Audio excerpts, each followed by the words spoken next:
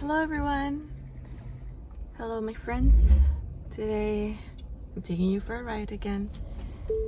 On my way to the farmers market for the first time. My local farmers market. I've lived here like over 10 years now and it's my first time going. Anyway, I wanted to have a chat with you about everything that's been going on and like politically. Have you been following everything related to, you know, what happened to Trump, what happened to Biden, the thing that just happened at the Olympics? I wanted to talk to you a little bit also about something that has been on my mind for all this time since we last spoke on this channel, and having to do with certain Bible verses about women and being busy in the home, and those a few other Bible verses related to that topic. I want to talk to you about that, and I also wanted to let you know that there are going to be a few changes regarding this channel and some of the things that I'm going to be doing. I wanted to share all of that in this video, so welcome.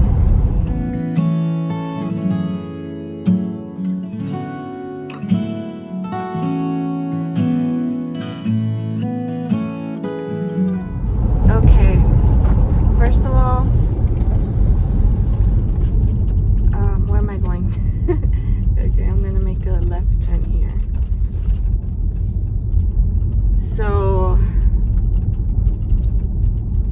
okay, I'll just start with this, okay? The reason why I'm recording this video like this, as opposed to maybe the other videos that you've seen, maybe that you like a little more, the style, like interview style videos with a nicer camera and everything. The reason for me doing this is just because, you know, my life has been very different this whole last year, and so this is like, I'm actually happy to be doing this video. I like making videos like this too. I like talking to you guys, but there will be some changes.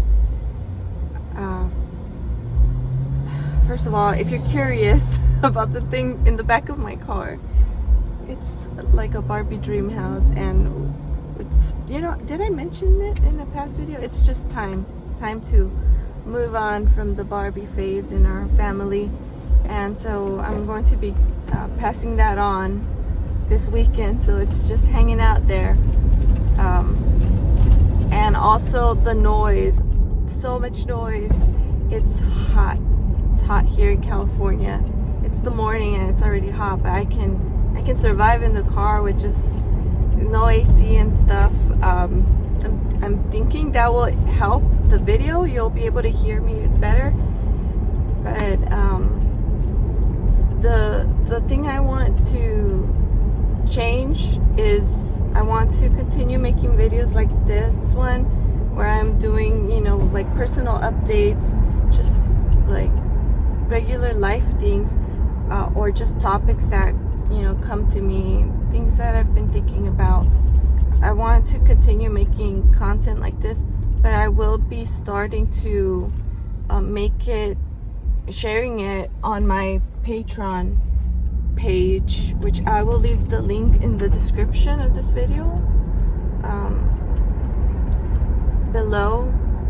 And so I want to just continue to share like phone videos like this on there. So if you're interested, you know, come check it out. I would love it if I could build a bigger Patreon support community also. But you know, for the, I don't know, maybe for like the first month that I started doing this, the month of where are we? It's July right now. So for the month of August, I'll just be sharing those videos like just free, no need to become like a patron. But yeah, maybe what I can do is the ones that are not so like personal, I'll just leave those for free so you can join my Patreon page and just be like a free member. And I will share like just free content there. But I do feel like I do have things to share, but I do want to keep things a little more private. So I think that if you're someone that is committed to this, I call it a ministry. If you're committed to what I'm doing online, the work that I do, I would love it for you to join me on Patreon. You can give as little as $5, and for those people that, I mean, I feel like you show commitment. You know, there have been people that have given, thank you so much, in the past, and I just feel like, wow, like this person actually like really cares about the content that I'm producing. So I think it's only fair for me to start sharing like, you know, personal updates to those people. And I feel like those are the people that care anyway about watching a video like this one. So I will be doing that and sharing the personal updates there. And also I want to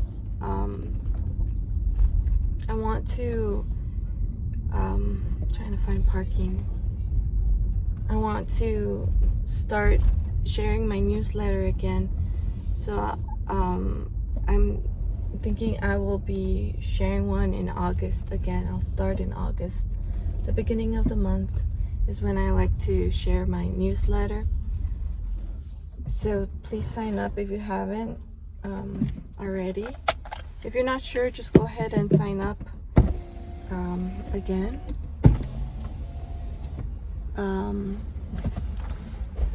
So there's that. What else? That's the change that I'm going to do. What I'm going to start sharing again on this channel. Feel a little embarrassed talking to a camera with cars next to me. But anyway, I want to start sharing again like the nicer quality videos with the, you know, the nicer camera. I want to be sharing videos about like the books, continue the book reading together, discussions. I want to start doing interviews again, different topics. So like I would do apologetics topics. So I want to come back and do those things. I also want to come back and do more music again.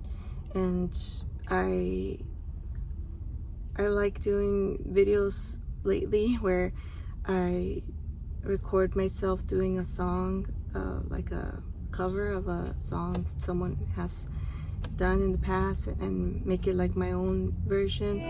The Lord took him away from me. He's gone to heaven to be with Christ, so I can see my baby when I leave this world. Oh, where can my baby be? The Lord took her away from me. Yeah, so did the Lord take her away from him? So does God decree or allow a tragedy like this? And, you know, is there a difference? There is, say God, how much proof do you need? There is. They don't accept it as evidence or proof. So is there maybe something else going on for why some people might feel that they can never have enough proof? Well, Hey, I address university audiences frequently, and I tell the skeptics in the audience, if you're not persuaded today, wait 1 month. Because literally every day, new scientific discoveries are being made that demonstrate the principle you see in Job and Psalms. That principle, the more we learn about nature, the more evidence we'll uncover for the supernatural handiwork of God. My husband has helped me do those things, and then so I'll share a short clip of that, and then I'll discuss what that song brings up regarding like apologetics. So I would like to mesh that music, apologetics, and like an interview as well. So that's where I feel like I could contribute to the apologetics community in a unique way. That's what I want to do, and that's the kind of presentation I want to give on this YouTube channel. So I want it to look, again, more professional, and so I do want to continue talking to whoever wants to hear these personal update videos over there on my Patreon page, you know. And if I see that there's a lot of members that go over there, but maybe you're not like actually pitching in monthly, you know, I might just be okay with, okay, you guys made the effort to come over here, and maybe I'll just, I don't know, we'll see how it goes. But I would love your support, if you're able to, of course. So that's what I wanted to share. Personal update, we've been going through a lot of little sicknesses in the family the last weeks. I think I'm going to share a personal update regarding, you know, some of you have followed along with the thing that's been going on with my dad's health, and I'm going to do a video, but I'm going to share it on my Patreon page because it'll be more private, and just, I don't want to share this information just for anybody, but I want to share it for anyone that actually wants to hear about this and wants to help me continue to pray for the situation.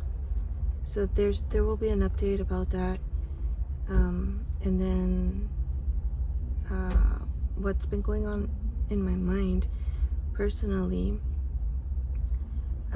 has been the Bible verse that talks about women being busy in the home.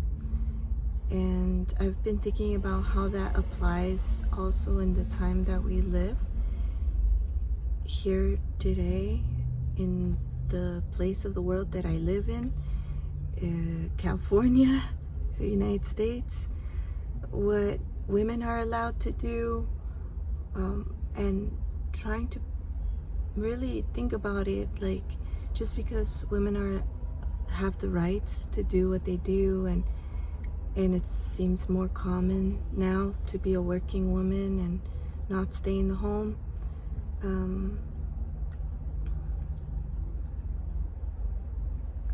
I've just been thinking about, I've been praying to God about helping to remove all the strongholds that are in my mind. Strongholds like just like mental barriers, whether they be spiritual or not. Just, I'm asking God to help me to not be stuck in my life feeling like let me scoot back a little. I'm a little close to the camera. I prefer a little distance.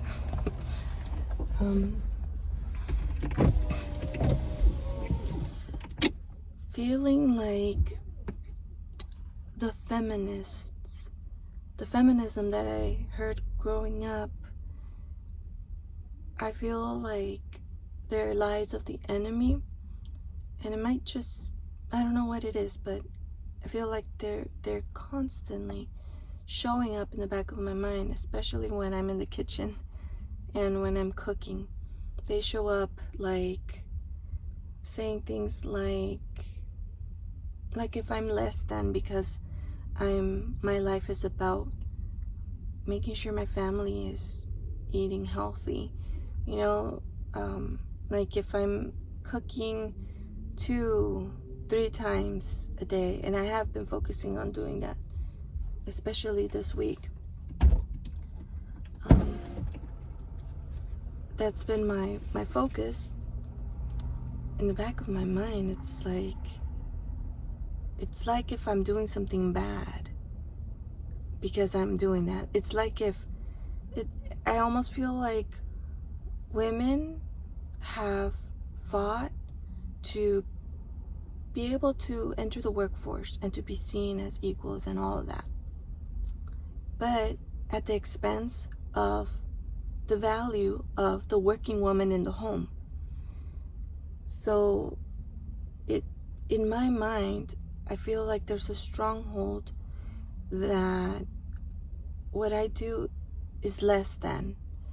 And so God has been helping me to, because I know that what I'm doing is valuable and it's important, but there's like an emotional level, I think, or spiritual level, that I think the enemy wants me to doubt that what I'm doing is actually important.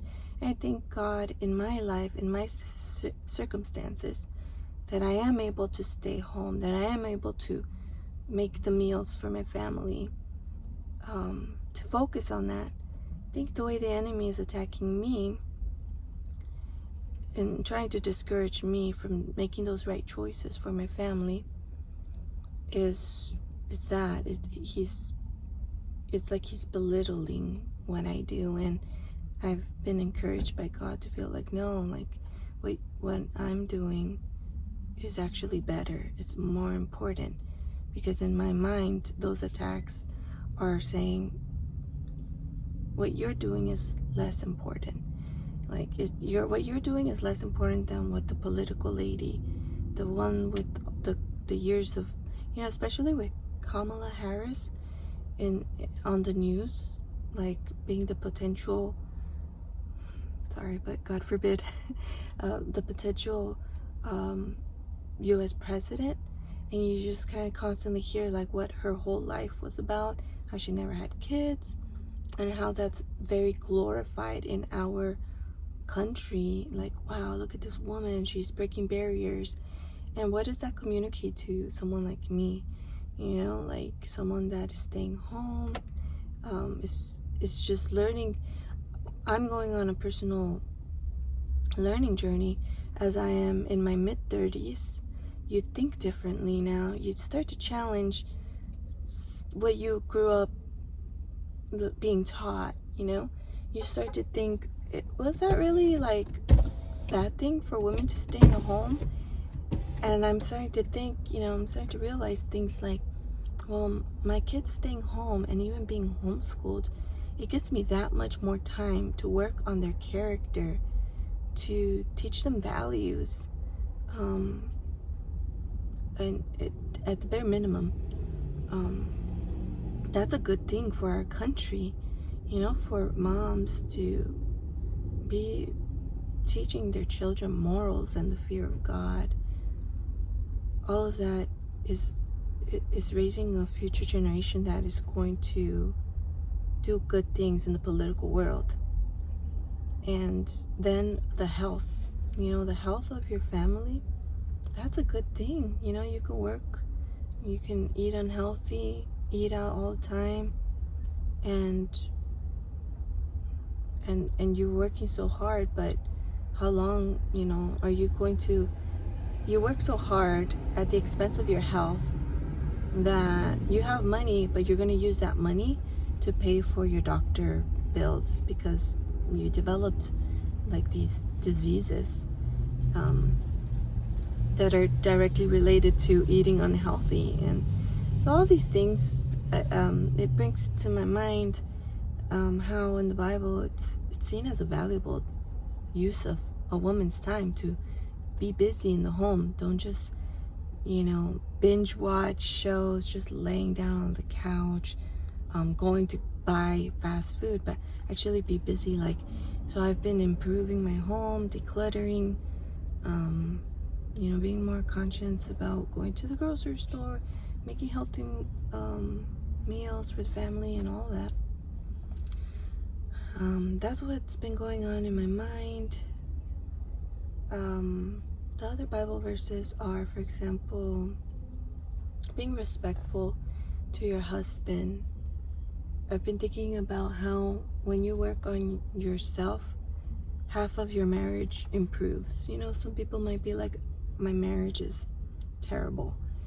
But then, all your focus is on all the bad things that this other person in my marriage is doing to me, how I feel, blah, blah, blah, what they need to do to change. Then, if you just start changing the way you react to the things you don't like, and you start actually, going to God for help, letting God tell you what you need to work on, then all of a sudden your marriage improved instantly, because half of the problem was you. And that's not to say that if someone is being terrible to you in your marriage, I'm not shifting the blame on you. I'm just saying that there are better ways to deal with the bad treatment, the disrespect, the arguments, all of that. And so I've just been thinking, yeah, God is right in His word when he tells women, hey, be respectful, be respectful to your husband, because it's not just good for him, but it's good for you too. If both people respect each other, the marriage is going to be better, and that's going to be better for the kids. It's going to be better for everyone, for everyone's health as well. That's been going on in my mind. Obviously the husbands, love your wife, don't be harsh to them. That's important too. It's like God sees, okay, sin, this is the way sin is going to impact marriage, and the husband is going to be harsh with his wife, and the wife is going to be really good at being disrespectful in return, because she's going to be hurt or all of that, and the temptation is going to be, you're going to be disrespectful, and God sees that, and He's like, that's going to make things worse. So here's the plan. Here's how you deal with this sin, your sin in your marriage, because you both are being sanctified in this life, and so you're not there yet. And if you just be respectful, and if you just love your wife, you're going to be okay in your marriage during the sanctification process that the Holy Spirit is going to be working on individually in both of you. And God can use your conflict to sanctify you. So in those situations where you want to be disrespectful, the Holy Spirit's going to come in and be like, nope, actually making that put down joke is not actually going to be helpful in your marriage. So stop joking around like that. I've come to the point that I believe men should do their humor, their put downs, be hilarious with other men, but women, not with your wives. Even if you guys have a really cool put down joking humor thing, it's not good for the marriage long term. So you don't joke that way in your marriage. I think that's just wise. Yeah. So also the other thing I wanted to talk to you about was politics. I've been talking so much on Twitter lately. Follow me on Twitter. I'm there. I'm a trumpet of political opinion there. It's just the place where I go to talk about politics.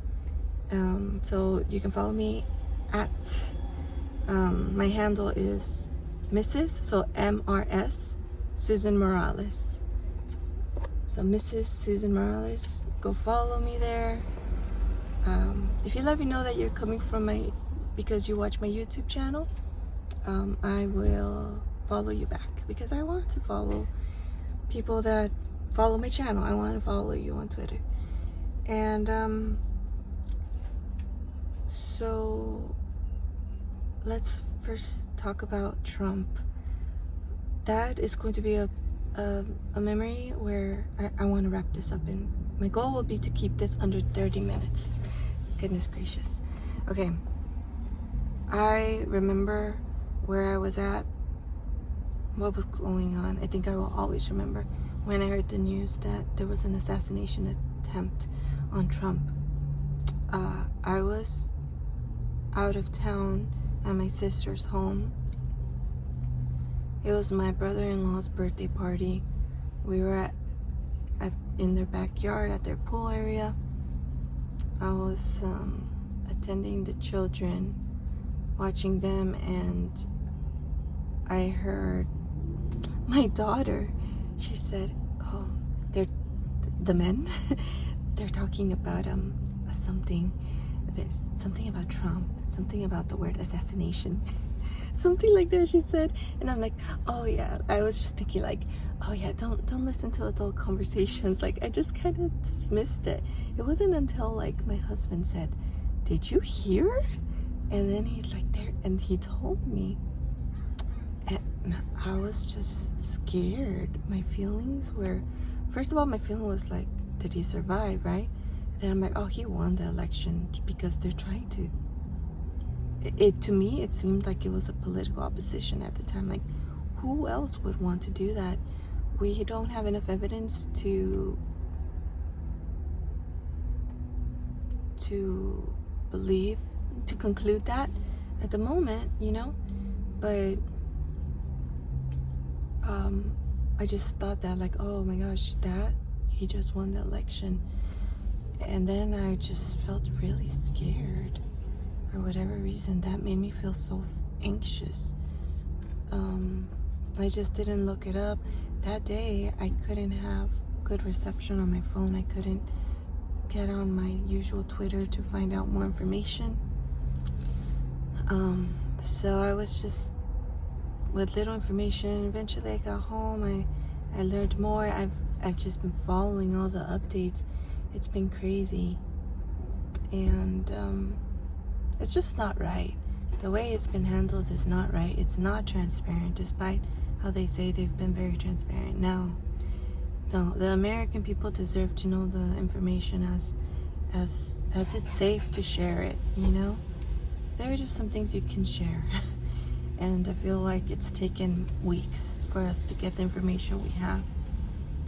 There were conspiracy theories floating out there on the left side that no, it wasn't an assassination, no, it was just glass. But I think it was just yesterday that the FBI came out with a statement saying, yes, we can verify, you know, it was a bullet. And then Trump has been sharing his doctor notes, you know, sharing like what they say about his condition and why he needed that as he went to accept the nomination for the Republican Party. You know, he showed up with that big bandage, and people were making fun of him because of it, because he showed up with a large bandage. And, you know, the doctor having to put out a public statement saying, yeah, because it's needed still at this point of his healing. And my personal thoughts are, I don't understand why Trump needed to put his shoes on. He should have just left. He should have been safe. But this man, he told them, I think he heard that, okay, shoot her down. So I think he assumed, okay, it's safe for me to put on my shoes. And he put on his shoes, and he thought that was important. I think his presentation, he knew all eyes were going to be on him in this moment. He wanted to be presentable, is my guess. And despite him bleeding a lot, and he wanted to make a statement. And he addressed this in the Republican National Convention. Is that what it's called, I think? I watched it for the first time. As a Republican, I watched it. I heard him make his speech, and yeah, he discusses things that I didn't even think about. Like he was seeing the crowd, and he says he thought the crowd was they didn't move, they didn't stampede, they didn't run because they were concerned about him. They wanted to see if he was dead. And so when he got up, everyone was demoralized. How can this be happening to our nominee? And just a few days from the convention, it was a political attack, obviously. And so he says he got up and he encouraged people, fight, fight, fight. And obviously the other side took it the wrong way. And it's interesting to me that Kamala Harris has just recently put out an ad where she uses the same word, fight. And why would they come hard on Trump for using the same word? But when Kamala says it, it's like, of course we know what she means. You know, so I'm just starting to see it's a game. It's a political game, and there's no point in getting angry or frustrated when you see the hypocrisy. You know that it's just what they have to say, it's just what they have to do to try to win. So all of these things, Biden dropping out, he said, no, I will not unless God Almighty comes and talks to me. I'm not sure God Almighty came to talk to him. I think it was more like Schumer, Biden, Obama, someone like that, convinced them, because later on his standards were starting to drop, unless like my health wouldn't allow it, or unless someone convinced me that I was incapable of winning. So I think it was more that he got COVID. Not sure if that's true. He wasn't wearing a mask, and he was huge about wearing masks last time around when it was about, COVID and stuff. So anyway, he did a terrible performance on his debate. It was not good at all. I was so anxious for him. Every single time he opened his mouth, I felt nervous for him. Will he be able to answer the question? I felt scared for him. And obviously that's what caused even Democrats to rise up against him. He was saying he was not leaving. He was going to defeat Trump. And the next day they issued a thing on Twitter saying that he was dropping out of the campaign. So all of that smells like a coup to me. Like the own Democrats said, no, Biden, you need to step down. We will praise your decision. All you have to do is step down. And so he did, and Kamala is running now. So crazy, right? It's been a crazy few weeks politically. To me, it's not entertaining. To me, it's like, let's just, I don't know. I didn't think it would be this crazy. I thought last election was crazy. This time around is crazy in its own way, and something tells me it's going to continue being unexpected. So that, and then the Olympics, I saw a bunch of images that were like an imitation or a mockery of the Last Supper, of that painting, that beautiful painting showing Jesus with his disciples sitting at the table on like in a row. And so now there were these people dressed as women that it was just obviously pushing the LGBTQ agenda and using Christianity for whatever reason to do so on the stage, the opening performance, the opening show. I didn't watch it. Honestly, I wasn't surprised when they did that, because I've shown you on this channel a video of a group that pushes that agenda, recreating the scene of Jesus on the cross. And so for me to see them doing this, it wasn't surprising at all. And it's not surprising that whoever's behind these decisions, they want to use any opportunity to. It has nothing to do with politics. It has nothing to do with sexuality, but they want to make it about themselves. And to me, it's just repelling. I honestly didn't even feel motivated to say anything on my Twitter about it. It's just, I almost feel like, why give it attention, you know? But I do know that there are a lot of people that are voicing out against it, and I'm glad that they're doing. If they feel led to do that, then great. You know, I fear that I'm becoming, what's the word? I don't know if I'm using the word correctly, like cynical about this whole situation, about Christianity. But I did believe that we need to pray and ask God for forgiveness for our own countries, for the world, and ask for his help. The thing that has comforted me this whole time about politics is that I think God humbled Trump and helped him to see, you can't even be in this race if not for my protection. If not for me helping you dodge that bullet, you wouldn't be here. I feel that God has humbled Trump, helped him realize that he's vulnerable. And the whole Republican Party too, that don't put your trust in Trump, but put your trust in Jesus, put your trust in God, because he is ultimately the one that can help us. If we truly want our country to go in a direction that reflects more of the fear of God, then we need to recognize God. God is at the center stage of that battle, and we need to pray and we need to ask him, please help us, God. So the phrase that comes to my mind constantly is, in God we trust. And if we can go back to that, I mean, I would love that. Like if that could be the Republican Party theme, I would love that, because that's true. Our country needs to go back to trusting in God, in God for protection, in God for guidance, I mean, for everything.